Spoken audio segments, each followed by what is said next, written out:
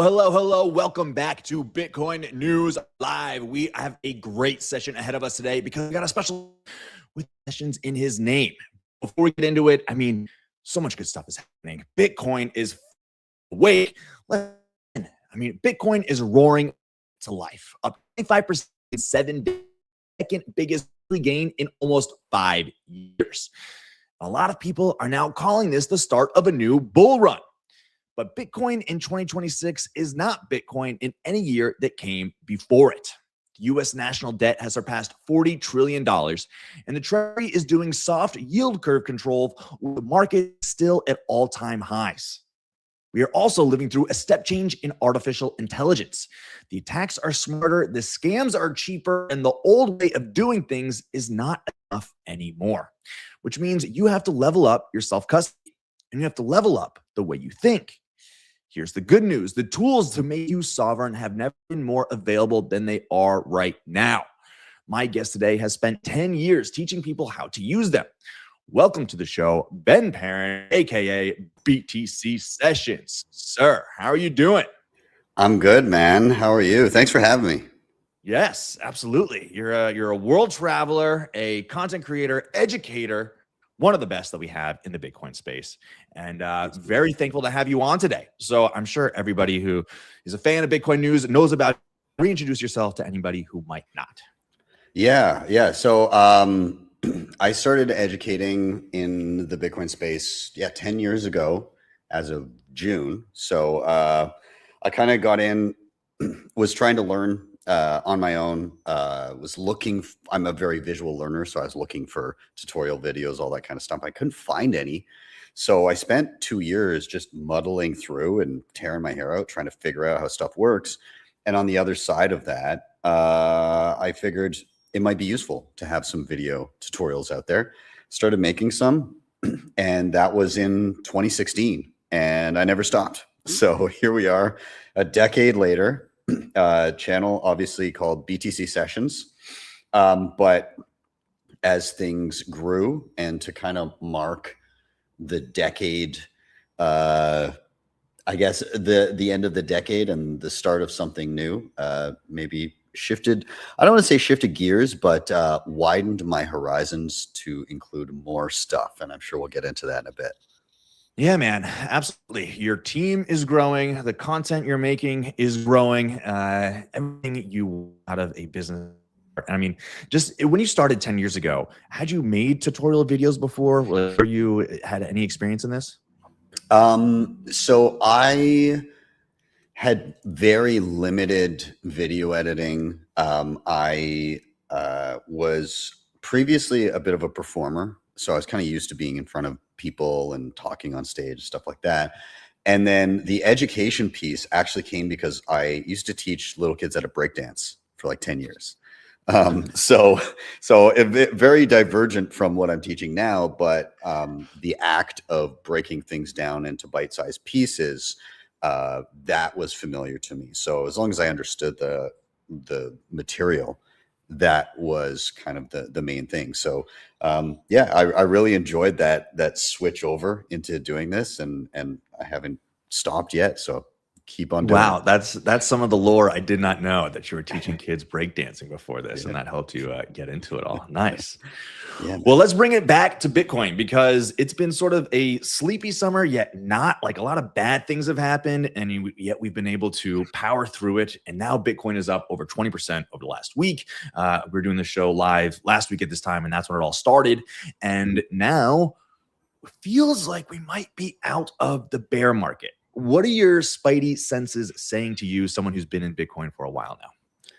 Yeah, I mean, I'm going to echo that this was maybe not a sleepy summer, but it was an arduous sideways bear market. And despite the fact that it was actually one of the shallowest, I guess we'll say least bad bear markets in terms of downward percentages, it felt the worst out of any bear market that I've been through. And so, yeah, it was a weird one. In terms of where we are now and where we're headed, I mean, I'm not going to pretend that I have some sort of a sixth sense for this stuff or anything, but it does feel like we've turned a bit of a corner. And yeah, absolutely, we can have dips, we can have drops and everything, but man, that midsummer sentiment with all of the hideous things that happened never felt worse. And it feels like a lot of that's being alleviated.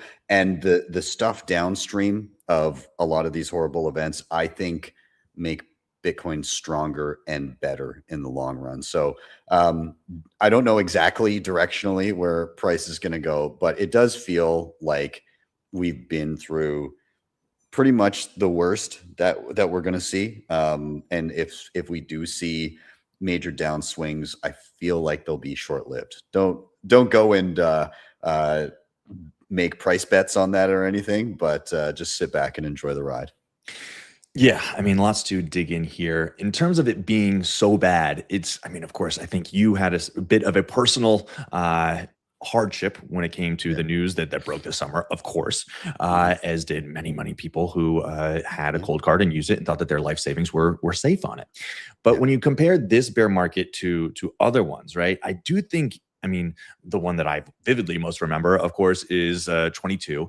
And that felt a little bit more, say, existential for Bitcoin. I think this one, the sentiment might have been worse in terms of just on X and how we treated each other and the infighting and all that stuff. But last time felt a little bit more like, oh, crap, this huge exchange just blow up. The government has set its targets on us. And now Bitcoin might have a much harder time just in general of gaining that mass adoption. Just compare those two. Yeah, definitely huge contrast in the reasons for feeling down and out per bear market. The last time around was a bit of this existential dread, right? There's all of this stuff swirling around, choke point 2.0, a government that hated Bitcoin, as we were kind of going through all of this, you had the FTX blowups and even more reason for clampdowns. And not that I thought that would stop Bitcoin, but if you're living in a jurisdiction where the government is adversarial, then it makes your life a lot harder and you can become a target as an individual. And so it pushes things to the fringes a lot more. Which some people may even view as a good thing. Like, if you want to shine a light on something and have more people get interested in it, go and ban it, perhaps. But still, it's not a good feeling when you're in that situation. This time around, before it was like these external factors, all of these outside things collapsing and were being targeted. This time around, it was, for me and from my viewpoint, it was all internal, right? It was we're at the forefront of this explosion in AI. And so it wasn't just the cold card thing, it's everything downstream of that and everything that Bitcoin Red Team is looking into, and just this plethora of vulnerabilities that are either being exploited or being found and tried to patch quickly. So that is one thing, but then also, honestly, the sentiment around the 110 stuff. Holy crap, man! The way that people have been treating each other. Now, on the other side of that, I have been with a few people that were, keen on the idea of 110, and then it obviously stalled out and everything. And there's been a few people there that have kind of said, like, all right, didn't get consensus. I don't think that Bitcoin's going to die. I'm here to continue on and be part of the fight and continue to make Bitcoin money and all that. I've been refreshed to see that side of things. And part of me thinks that this is just going to be a thing that happens every handful of years, where because consensus is a difficult thing to be at peace with. If there's not broad support for something, it's the status quo. And when you're passionate about making a change, then that can be a difficult thing. And I think there was a lot of misunderstanding around, we'll say, client side changes versus protocol changes. And so it's been an educational summer, Yes. we'll call it, for everybody, myself included. Yeah, I mean, I think you could call this, last summer was paper Bitcoin summer. This could be, Adam Back is calling it cypherpunk summer. I think I'd rather call it the summer of seed signer. Yeah, give them some praise. Absolutely. Right? Hats off to Seed Signer. I've got to say, and hats off to the most paranoid of everyone. Yeah. Hats off to the people that always kind of pushed the next level of paranoia, because those people were great. And I'd say the people that most diversified their risk in terms of security came out of this okay. And so, yeah, it was a big, again, I'm sure we'll get into some of the details here, but a lot of education on both the side of how does a protocol work, but also how does individual security work. Yes. And so that's the theme of the show, this new era for Bitcoin, where Bitcoin is anti-fragile money, right? And so everything is good for Bitcoin technically. And the case for it, I think, is getting stronger. It's in people's faces with the national debt exploding and this soft yield curve control. We have this new AI era where it's going to create all this abundance on the software side, but Bitcoin is digital scarcity. So I think that we're coming into this new narrative zone that is going to be very beneficial for Bitcoin. But it took some time, right? And we had to swallow some hard lessons over the last 10 months or so. But now I feel us getting our feet underneath us. So before we get into the AI stuff and everything, let's just look at some of the signs that we might be entering into a new bull market here. So, well, this is your page. We'll talk about that later. But of course, we got the Bitcoin price just rocketing up. And the fact that it stuck this landing, that's pretty impressive to see, right? Yeah. Many people said, oh, this is just a short squeeze, and that there was a couple $1 billion of shorts that were liquidated, that caused this initial run up. But this was also coinciding with all this debt talk and this new yield curve control. And it seems as if the debasement trade is getting hot again. We can see that here. From Eric Balchunas of Bloomberg. Debaser, gold and Bitcoin ETFs have combined for $7 billion in flows this past week, by far a record for a 5-day period, as debasement trade steals spotlight from AI. Gold, IBIT leading in top 10 for the week. Also notable, IBIT year-to-date flows are now positive, completely dug out of a sizable hole. Wow.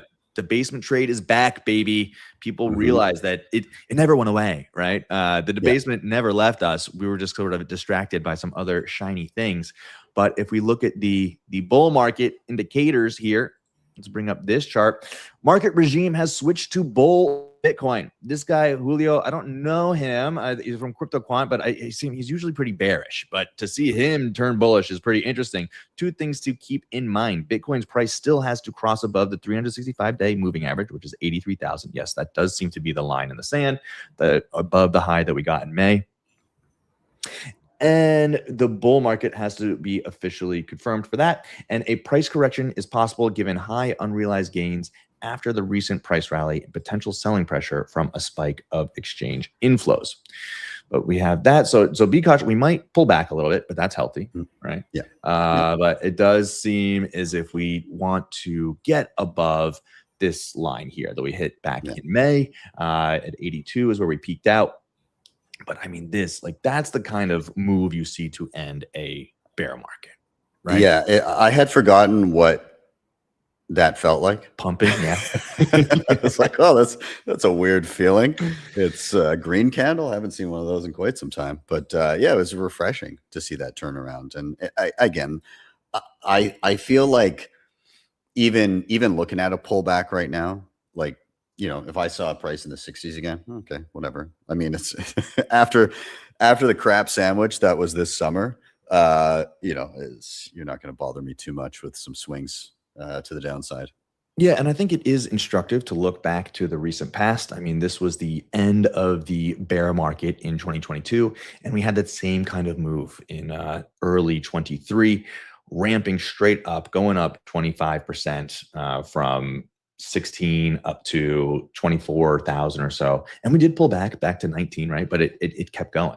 And this was what happened around here. This was, of course, the Silicon Bank failure and the potential bailout that would have came from that. But that Bitcoin is anti-fragile, right? It shines in a crisis. And I think we're seeing the same kind of things that we saw back then that we're seeing again today. So very interesting to see it pull that kind of rocket ship out of a bottom. Same thing we're seeing right here, all to scale here. So very interesting. It was also kind of telling and interesting to see that in the midst of the cold card crisis that we didn't have a crash. What does that tell you? What does that tell you? Yeah, it's not an encouraging thing to see that, I think. Although I guess you can kind of look at it a couple different ways, but the way I'm kind of thinking about this, it is interesting what is being gone after. Obviously we've got a lot of self-custody solutions and everything, but look at some of the other stuff that was being attacked, like bolts, and like lightning infrastructure, so self-custody lightning infrastructure, things like that. Those aren't your average, and BTC Pay server, things like that. Those aren't your average users' wallets. These are kind of niche, hardcore self-custody tinkerer, I'm going to be self-sovereign tools that were being gone after. And the price didn't flinch around all of that. And it, and it keeps coming a little bit. Obviously, there's going to be a lot of continued vulnerabilities. It's going to take some time to harden everything. But it was strange to me. And at the same time, you also had, I can't remember, was it iBit? I think they lowered the threshold for in-kind redemptions. Yeah. So to me, for all of this self-custody infrastructure to come under attack, at the same time, they're like, hey, if you've got $1 million of Bitcoin in self-custody, you know what you can do? You can move it over to iBit and sit it here. It might be safer there. That to me, and I'm not saying that, BlackRock is targeting Bitcoin infrastructure, but the timing was just very, very convenient for a drop in-kind redemption minimums by, I think, 95%, because it used to be like 20 million. Yeah, crazy. So, I mean, I'm a conspiratorial thinker as well, and so that does sort of tickle me to have these plots. But at the same time, I mean, can't you take the other side and just say that these are like open source projects? It's low hanging fruit. Any attacker with AI is going to go after the thing in which, if you win, you get money. You don't have to hold somebody ransom or that kind of thing. If you attack these infrastructure projects like BTC Pay server and you can siphon the money out, that's an easy win. And then, of course, Bitcoin can't be, there's no chargebacks, so you can't get it. So I do think that it is, I just think because we're in this new age of AI that these attacks, those are the low hanging fruit for these attackers. And that's why we're seeing it. Yeah, I'm a little surprised that we didn't see it first out of more widely used tools, like kind of the normie friendly, let's say like the Coinbase self-custody wallet, right? Or Binance's. Well, they're well funded though. They're well funded, right? I mean, these small projects like Bolts is like 5 guys. Yeah. That's fair. It's fair. They've got a heavy lift to keep those things secure. I mean, I will say, on the other side of this disaster, while absolutely horrible, a year from now, can you imagine how much more secure everything is going to be? Like think of how much has been found just in these past few weeks here. How many people are going out there and there was this mantra, obviously, don't trust, verify. But if you don't know how to code, up until recently, you couldn't verify yourself. And I fall into that category. I'm not a coder. I can learn how to use something and explain to people how to use it. But it's like a driving instructor instead of a mechanic. I am not the mechanic. I'm the driving instructor. And so, I could show people how to use the tools, but like I can't get into the code and understand it. But now it's possible for individuals to point an LLM at a code repository and say, look for vulnerabilities. And while it can make mistakes and while it can not catch things, an army of people doing that is incredible. And I love that idea. And that's actually a video that I'd love to make. Here's how you can audit a code base before you use a wallet. I think that'd be perfect. I mean, you're talking, of course, about Bitcoin Red Team, led by Rob Hamilton and Calais, and a team of about 20 people who have audited all these different code bases, repositories, and have found over 1,000 bugs that they've disclosed, of course, to these teams, and they've been taking care of many of them, but we're finding more and more of them on sort of a daily basis here. Have you talked to any of the Red Team members and gotten an inside look at this operation? Not in depth or anything, maybe a once back and forth with Rob Hamill, but nothing deep. I was looking, Rob,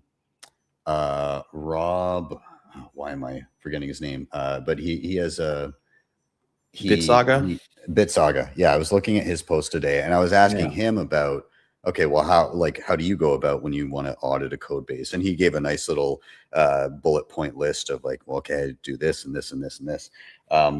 That stuff is very interesting to me, and I want to start diving down that rabbit hole more. Yeah, let me pull that up. I have that here. So he said today that he found 2 bugs, right? Just found a critical bug in a major hardware wallet vendor disclosing privately under 90-day embargo. Do you think that this is the right way to go about it? I mean, of course, he disclosed it to the company, but then he announces it on X without any actionable steps. Like, is this right? I don't know. I don't have a good answer for it. I think it's definitely better than dropping the full vulnerability online. I guess he changed his tune not too long ago. Disclosure: I deleted all my comments. I should share absolutely nothing at this stage. So I guess he's sort of wisened up in this process of posting this today. Yeah.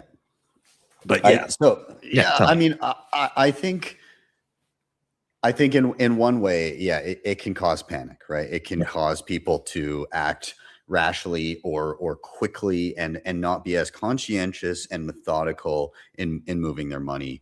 And so in one sense, that's that's a tricky thing to navigate. I do think that messaging of, hey, I pointed an LLM at various code bases, and I myself also found vulnerabilities as an encouragement of others to go and do the same is a net positive in that, again, if we have an army of people, every person out there now is armed with the ability to audit any code base they want that's open. Yeah. And so we absolutely should. And I think some people, they won't understand responsible disclosure. They won't know about all these nuances in and around software development. And yes, that means developers that are building these projects are going to have to navigate those waters as well. But I think the downstream place where we get to is that things are so hardened that the problems that are found, anything that's currently released will be, we'll have millions of eyeballs on it. Maybe not millions, but like a lot of eyeballs, more than there would have been ever. And, pre-release, people can be going and auditing things and saying, hey, before you release this, look what we found. Having teams of people of their own free will with their own pocket sats saying, hey, I want to check out this new release and let people know like if it's good or not before. I think that's an incredible development because, again, we're not only at the place where the average person that couldn't code can now code, but the average person that couldn't audit code can now audit code. It's great. I think the one downside of this might be the developers just being flooded with, hey, I found this. I used my AI to look at your code and I found this. I don't know what it means, but I found something bad. So look at that. You know, just like it could be a time suck too for these guys. So you gotta Well, what they're gonna have to build is an AI input form that sorts through the redundancies and flags anything that that hasn't been addressed. So yeah, I mean, like everything is gonna change around software development, especially when there's an immediate monetary incentive to break something. Mhm. And do you think in this age of AI, especially where we are right now, is the advantage with the attackers or the defenders? Both. Um, in a way, it does favor the attackers first, but I'd say the attackers and the defenders are at a level playing field. The problem is we have all of these repos and all of these all this infrastructure that was built pre AI, and then all of a sudden everybody is a genie. Everybody's a magician with code because they can just say, "Hey, go audit this," or "Hey, go break this." Um, and the big problem is that we have this gigantic attack service, and yes, the white hat hackers are all going in and saying, "Hey, vulnerability here, we can patch this and make it more secure. Here we go, here we go." But you also have the black hat hackers that are malicious and trying to exploit things, and everybody is finding different things in different places at different times. And so you're making huge leaps forward in security, and then some guy over here is like, "Oh, exploit, got it." And so I think that's going to be the case for a while, until everything, until we get to a level playing field where pretty much everything has been super hardened to AI. And then I think we're kind of back to where we were, where, things may come up, there may be exploits and everything, but it's going to be at a cadence that was typical of the pre-AI days, just with AI now. So it's the tumultuous times are now, and they're going to be for, I don't know how long, the next year, the next 2 years, I'm not sure. And I mean, Bitcoin seems to be at the forefront of it all, right? Good thing we've got a bunch of smart cookies on our side who can help defend and help protect people's funds. And let's get into it because it's about a month since the cold card exploit. Walk us through it. What was it like for you these initial days and the direct aftermath? Um, the initial trickles of information were, I mean, when I first started seeing stuff, um, as in previous instances, I had seen, oh, it's FUD, it's whatever. And so my first initial reaction was, okay, so it's blown out of proportion. And then I started hearing things, people messaging me being like, okay, no, this is serious. Like, take a look at this, take a look at that. And then it developed into, almost within a few hours, it was like, oh my God, this is going to be an endeavor to tackle, because one, I mean, that was my daily driver. It wasn't just something that I made videos on and taught about. Obviously, I cover every device, but this was my item that I used all the time. Your weapon of choice. Yeah, absolutely. And I mean, I've talked about this on shows before, but because I'm not a coder, and because I can't go up until, the advent of AI and the hopeful normalization of people just doing that now, I can't audit code. And so I erroneously believed that the attitude of the company being holier than thou meant that they were somehow above and beyond the levels of security of everyone else. And that was an incorrect assumption. And the fact, I think that the thing that bothers me is the stuff that I've seen around other individuals raising flags around this previously.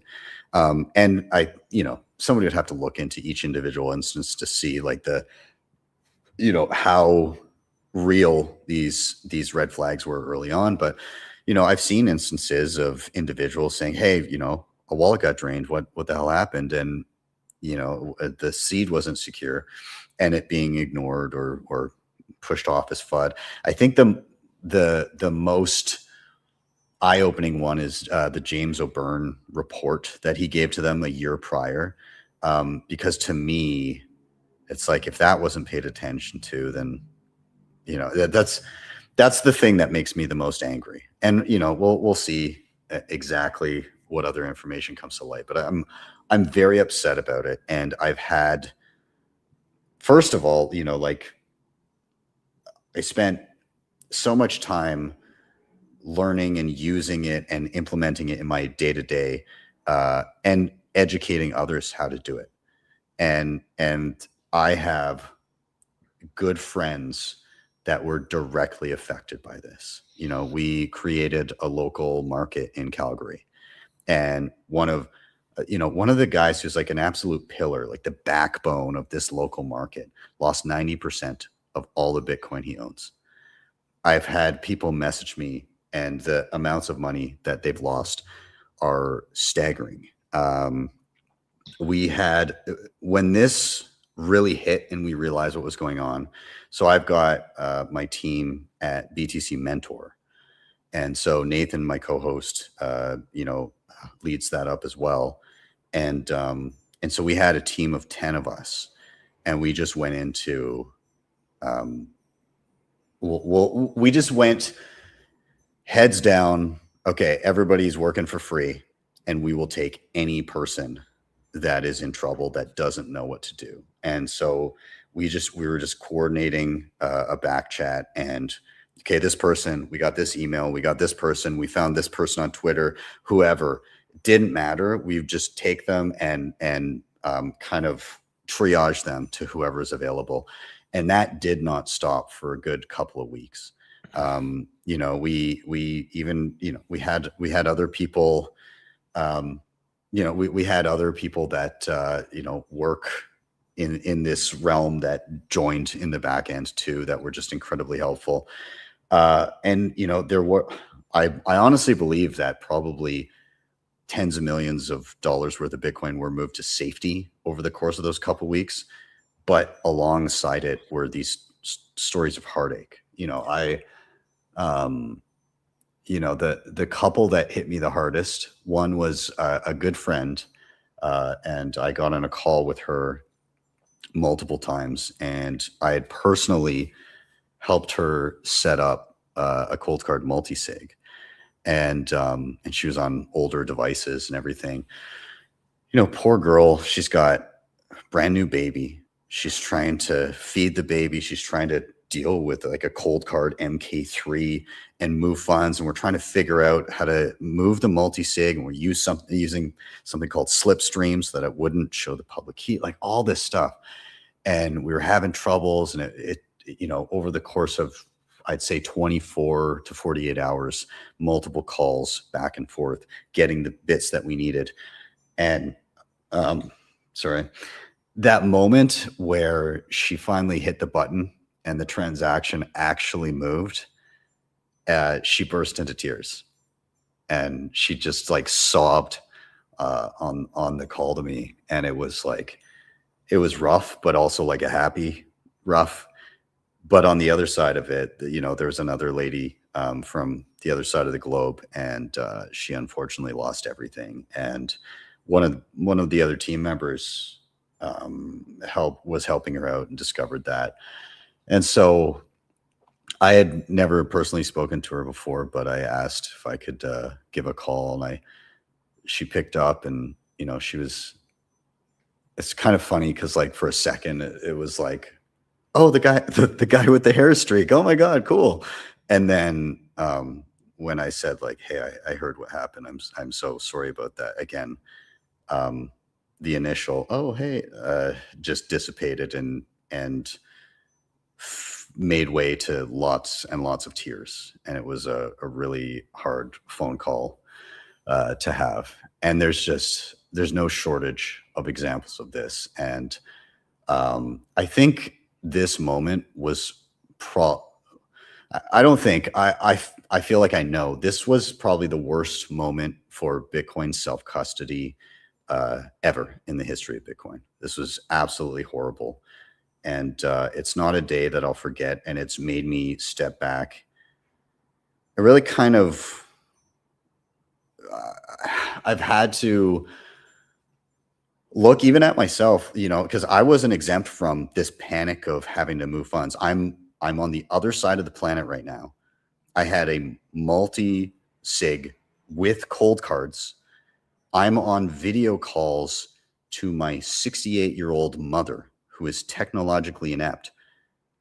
And I'm teaching her the menu systems, where to go, what to tap and everything.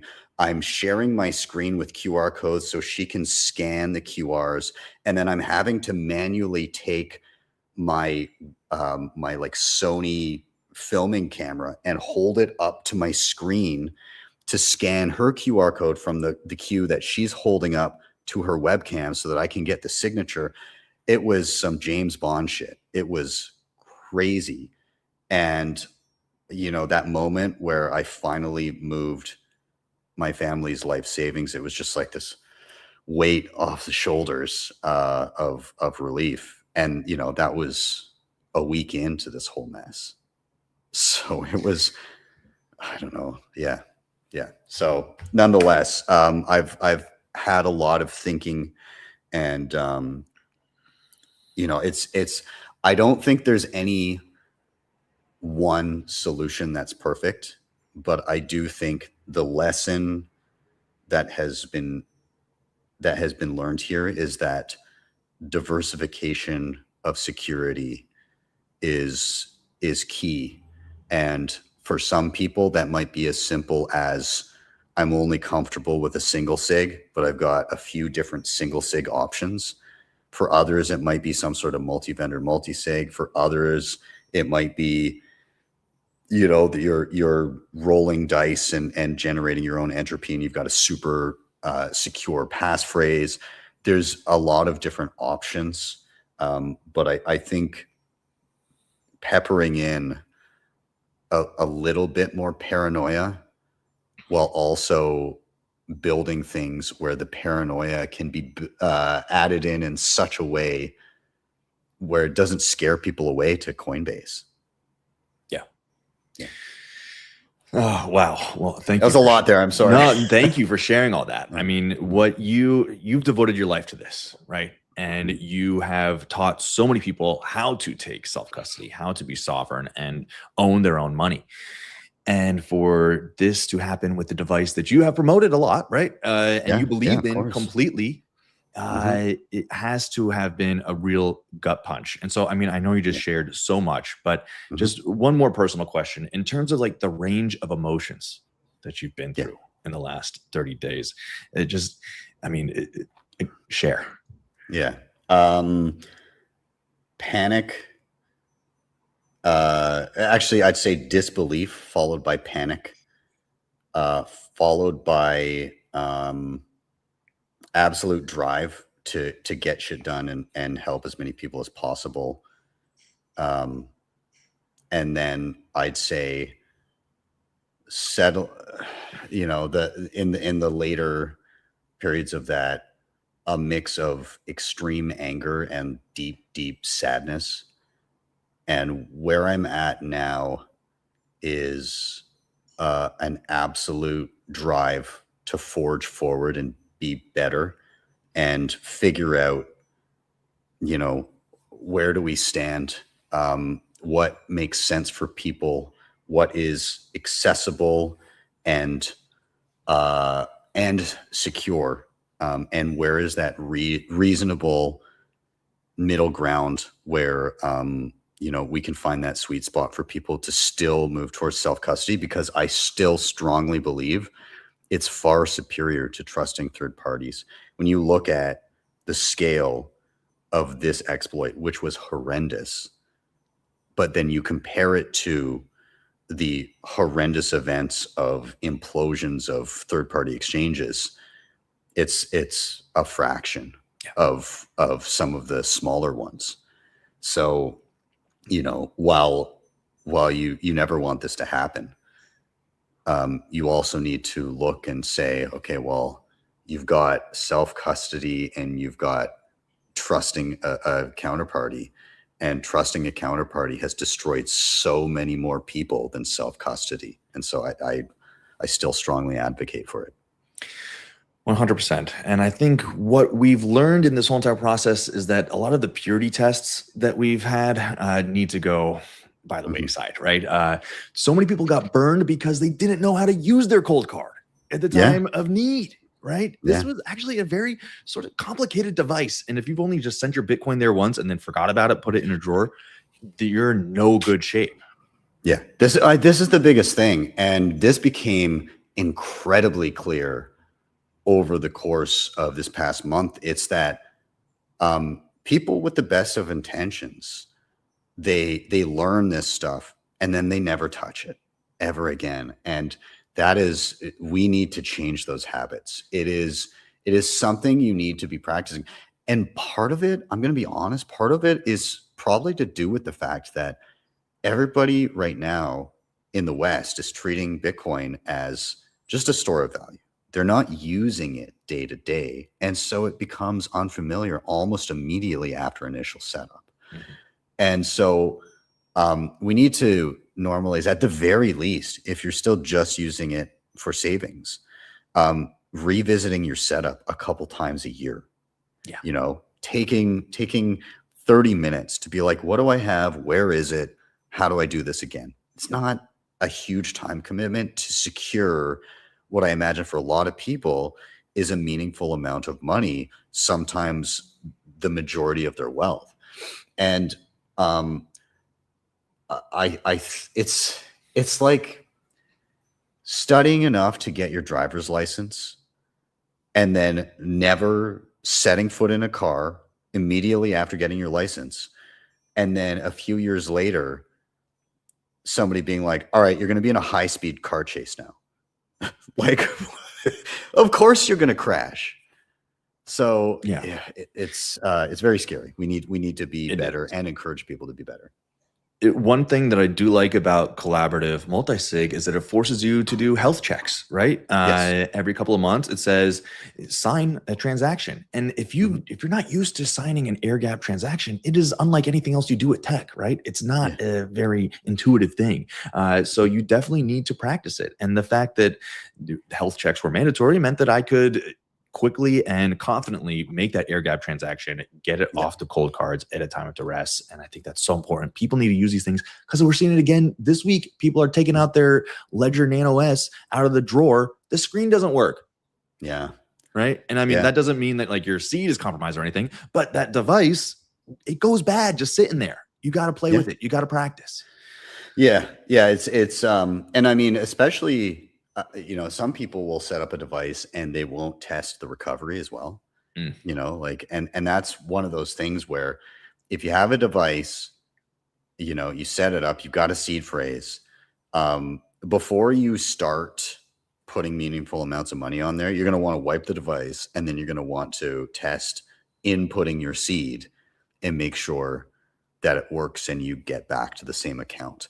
And the amount of stress that relieves in a situation like that. Yeah, you go to turn on a device, crap, it's broken. If you've never tested your backup, imagine the amount of stress. Imagine the additional gray hair you're about to get just going through that process for the first time ever to see if you still have your savings. So I mean, you're right. People need to continuously go back to, this is not a passive thing. We're at the forefront of something brand new, and as individuals at the forefront of something brand new, it needs more attention than most other things. Yep. It's radical responsibility. Same as using a firearm, you gotta practice, you gotta get used to it because not everybody does it on a daily basis. So when you actually need to use it, you gotta be be trained. Yeah. And so then that brings us to, so what's the new standard, right? Are dice rolls the way to go? Like, do you need to roll dice? And how hard do you think that will be to pitch to the average person? Yeah. Did you just have perfectly weighted casino dice perched right there for this moment? I hope so. They've been on my desk for the last month. The first thing I did was buy dice. Yes. Amazing. Amazing. You know what I think is going to come from this is for Bitcoiners and for a lot of these devices and projects and everything, the ability to add user generated entropy during seed creation is going to become a feature that the market largely demands. At least it'll be the feature that a lot of Bitcoiners, when showing friends or family, will say, you're going to want to get something that allows you to do the following thing. Mm-hmm. And there's many different ways to generate your own entropy: flipping a coin, rolling dice. You know, Seed Signer, perfect example, is it opens the camera and you take a picture of just something nearby, and it uses the pixels from that image to generate entropy. So, you know, there's a lot of different ways. I do believe that there are going to be simplistic ways of adding additional entropy from an external source that helps just make sure that everything is sufficiently random. So, I mean, yeah, that's one of the ways. The risk always is, what if the entropy you're adding isn't actually being taken into account? You know, you can type in all your dice rolls, but if the device discards them and uses something else to generate entropy, and it's weak, then you're right back at square one. So what's the answer to that? I did a video on using the Seed Signer and dice, but as part of the video, I showed how to do a test run and then take the same dice rolls and put it into a different tool to confirm that you get the same seed on both ends. So then you know that the dice rolls contributed the entropy and it wasn't just something random. So that's one way of approaching it. Make sure that it's working before you generate the real seed. The other thing would be seed generation from multiple different sources, right? So maybe you are rolling dice and using a Seed Signer. Maybe you do use a traditional kind of bought hardware device that generates entropy. Maybe you know, whatever it may be. Maybe use I like the Entropia kits that Seed Signer made, where it's just all the little pills and it has the seed words. You shake it up, pull them out. You know, whatever it is, you know, you have different ways of generating seeds, and maybe you just generate a few different seeds a few different ways, and then, you know, you have different devices and you just kind of split your money across those. That's an entirely valid way of doing it. And then the other thing that's been a hot topic of discussion is like a multi-vendor multi-sig. So in this instance, myself and a lot of others put all of their trust in a singular device. And that was where the entirety of their stack lay. And then when something critical came home to roost on that particular device, everything was at risk, including the multi-sig. Albeit, I will say that I don't think to date we've seen any multi-sig Bitcoin stolen from cold card multi-sigs. So, you know, that does hedge that a little bit, but there's still a risk there. And so, you know, the idea of a multi-vendor multi-sig is, you know, maybe you wouldn't trust one device, but would you trust that, you know, maybe 3 devices wouldn't have this exact same vulnerability at the exact same time? And because it's a multi-sig, if only one of those ends up having something wrong with it, you've still got a threshold of 2 out of 3 keys that can sign and not be compromised. So lots of approaches. Yeah. Again, the least desirable one is to go back to the exchange or sit in an ETF, in my opinion. And another hot topic of the last month is passphrases. Yes. I mean, some people say that if you have a passphrase on your single sig wallet, it's like having a poor man's multi-sig, right? Because you need both those things to access your wallet. But when it comes to generating and making a passphrase, I mean, there's lots of different approaches here. Yeah. I personally think that if you're going to have a passphrase, it should be something that you can remember, right? Yeah, But others say you should generate it with the same amount of entropy that you would a seed phrase. So what's your take on passphrases right now? Yeah, so I mean, it depends what you're hedging against. If you're hedging against bad seed generation, then a memorable passphrase will not fix that issue, right? Because we saw passphrase wallets that were generated with Mark IIIs that have been swept for with weak with weak. Yeah, exactly. With weak passphrases, right? And so it depends. When I think my former thinking about passphrases was in the context of physical attack, somebody finding the seed.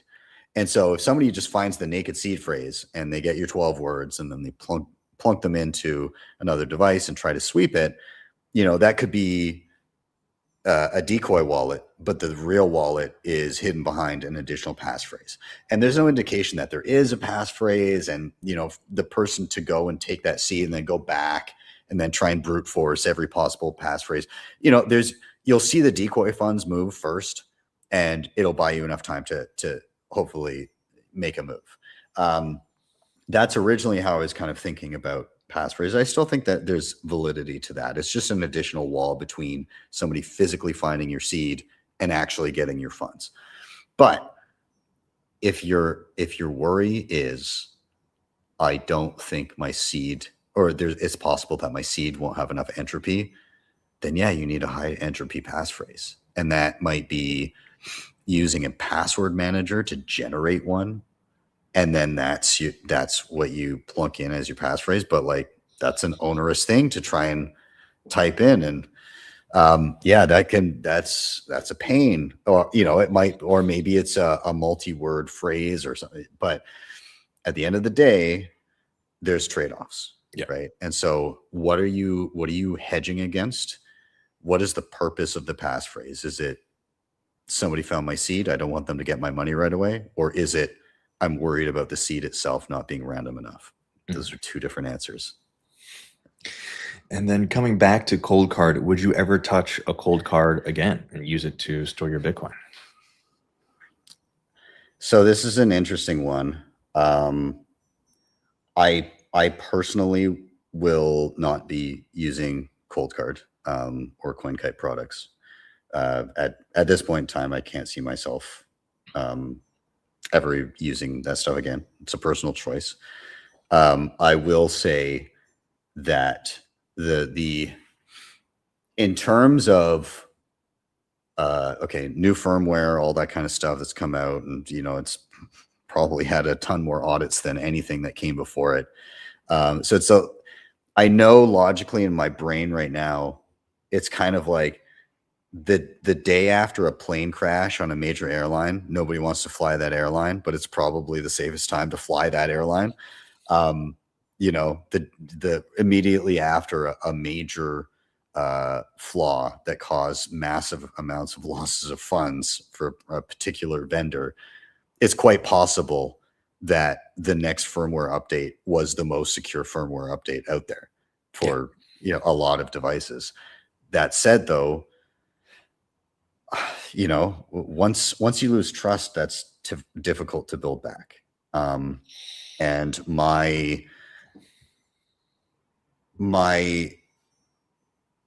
think I feel personally, I don't know, like hurt, kind of shattered by the whole thing. And I saw things that just made me quite angry about the whole situation. And I just can't bring myself to use that anymore. So the short answer is no.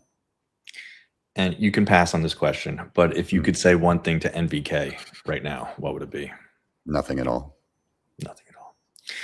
Then let's bring it to a lighter note and say, there was a lot of great things to come out of this. You know, as much as the hardship it was, there were some members of this community that really stood up and took a lot upon themselves in order to help many people move a lot of money to safety. Let's shout out some of those people. I want to give a shout out to Nathan on your team. I think he was on stream a lot, being a public face of all this and barely slept for many days, if not weeks, helping people. Him, and I will also say Wicked. I think he was on Spaces for I think 57 hours over the course of a couple of days, just nonstop, didn't sleep, and he definitely I made the equivalence of he was a lighthouse in the storm, right? He definitely provided a place for people to come, voice their concerns, and give an up to date of what was going on. Is there anybody else that you would like to highlight?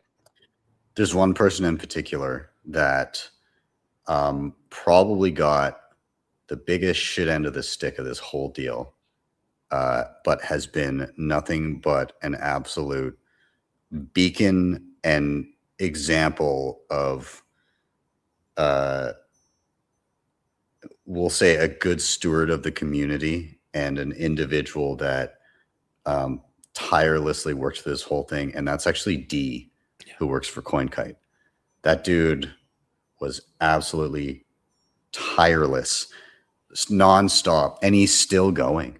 He is still going. It hasn't stopped for him because he's on.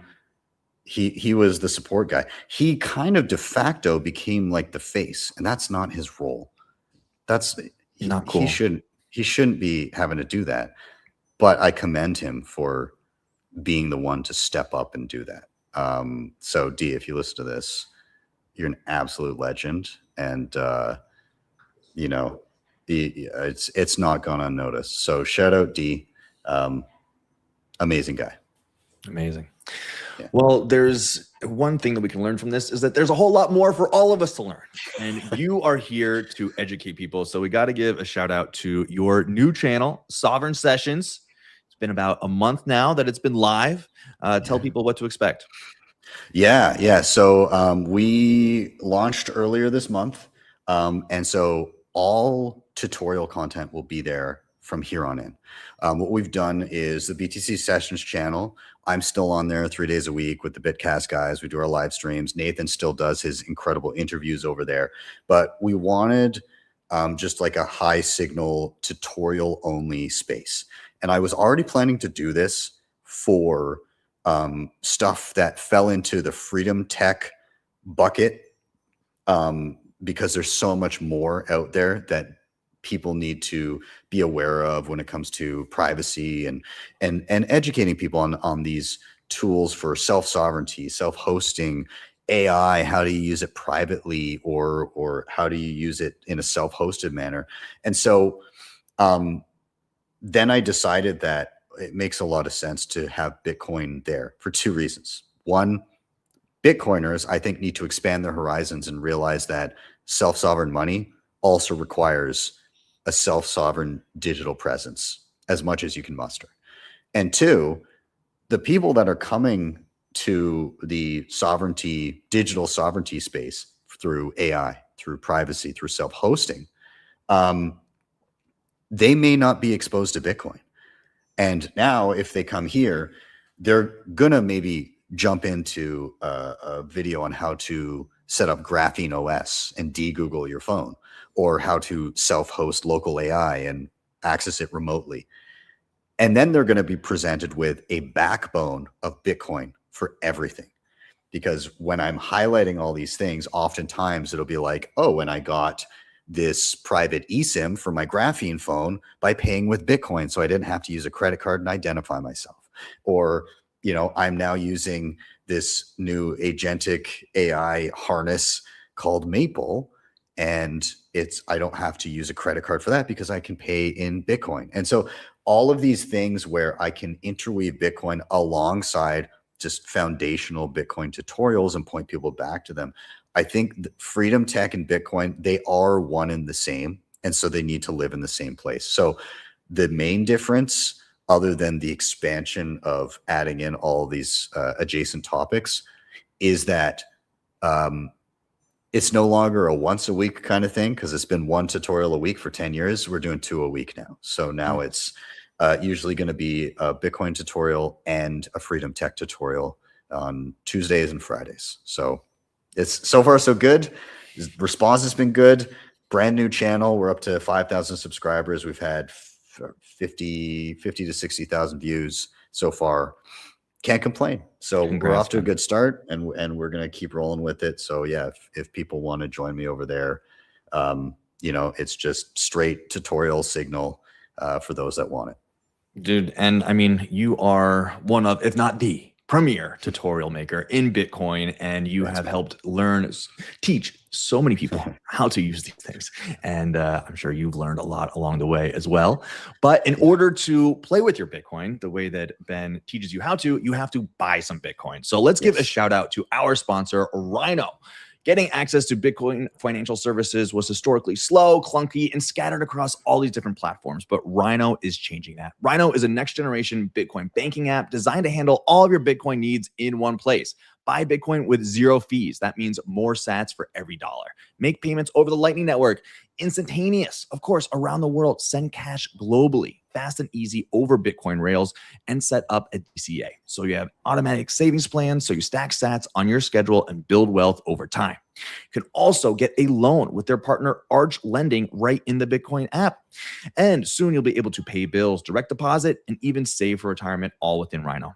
They've got top-of-the-line security with biometric verification, 24/7 fraud protection, and the confidence of knowing your Bitcoin is never rehypothecated. Download Rhino today at rhinobitcoin.com for iOS or Android, and use the code Bitcoin News. When you deposit your first $100 USD into the app, you will get $21 of free Bitcoin. Check them out. Rhino Bitcoin on X, rhinobitcoin.com. Great partners of this show. Very thankful to have them on board. Did I see Casa baked in there somewhere? Yes, you can use your Rhino wallet as a key for your Casa wallet. So neat. Cool. Yeah. Cool. Didn't know that. We've learned something new. Maybe that's a video coming up. Nice. Cool. Well, yes. Any parting thoughts before we go here, Ben? Yeah, I mean, I think when it comes to the Sovereign Sessions channel, it's reinvigorated me in a way where it feels similar to when I started BTC Sessions. And what I mean by that is I felt like an idiot, but an excited idiot, because I was learning a lot of stuff. And this is how I feel diving into this realm. I'm learning alongside the audience. So I'm trying things brand new and tinkering and getting my bearings. And then once I feel okay about it, then I can explain what I've done and how I learned to use something, and then present it to people. And so, you know, it's like back to the roots of where I started, with a much wider array of things that I can cover. Man, there's no shortage of stuff that I can't wait to dive into. So very excited for this, and happy that people have been keen on it so far. And that's the really cool thing about the internet, is that people don't necessarily want to learn from the utmost expert. They just want to learn from someone who's a step or two ahead of them, right? Because then it's relatable and fun, because you see their journey along with yours. So, I mean, I think you're onto something here, and we all need to learn more about AI and Bitcoin and Freedom Tech, and you're the man for it. Thanks, man. Well, thank you so much, everybody, for tuning in. I think this was a sort of a historical stream. I think we captured your mindset this 1 month after the cold card exploit, and see where we're moving forward when it comes to self-custody. Thank you so much for your time. If you're watching this on YouTube, hit that subscribe button, repost it if you're on X, and we'll see you next Wednesday, 11 a.m. Peace out, everybody. Bye-bye.